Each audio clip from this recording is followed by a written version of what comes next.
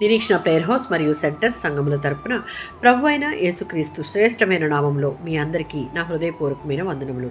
నేటి దేవుని మాట రోమీలకు రాసిన పత్రిక 12వ అధ్యాయం 16వ వచనం. హెచ్చు వాటి యందు మనస్సు నుంచక తగ్గు వాటి యందు ఆసక్తులై ఉండుడి.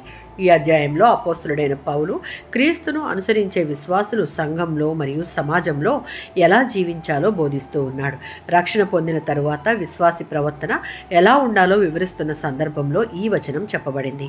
సంఘంలో ఐక్యత, వినయం, పరస్పర ప్రేమ మరియు అహంకార రహిత జీవితం అవసరమని పౌలు బోధిస్తూ ఉన్నాడు.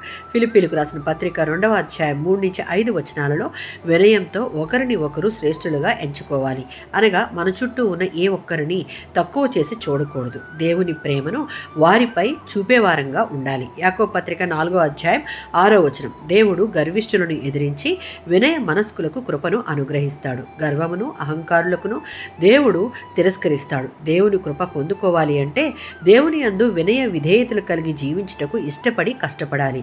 పరస్పరం ప్రేమతో సమాధానంతో ఉండాలి. గొప్ప వాటిని వెతకకుండా ప్రతి ఒక్కరితో ప్రేమతో మలగాలి. మన సొంత జ్ఞానాన్ని గొప్పగా భావించకుండా దేవుని జ్ఞానంపై ఆధారపడాలి. దేవుని పిల్లల జీవితంలో గర్వానికి స్థానం ఉండకూడదు. క్రీస్తు చూపించిన వినయం, ప్రేమ, ఐక్యత మన జీవితంలో ప్రతిఫలించాలి. వినయం ఉన్న చోట దేవుని కృప మరియు ఆశీర్వాదం నిలుస్తాయి. కుటుంబంలో, సంఘంలో అందరితో ప్రేమగా, ఐక్యతగా ఉండాలి. పేదలను, బలహీనులను తక్కువగా చూడకుండా గౌరవించాలి. ప్రతి నిర్ణయాన్ని దేవుని చిత్తానికి విడిచిపెట్టాలి. క్రీస్తు వినయాన్ని ప్రతిరోజు అనుసరించేటటువంటి వారంగా మనం ప్రయత్నం చేస్తూ జీవించాలి. ఆమేన్.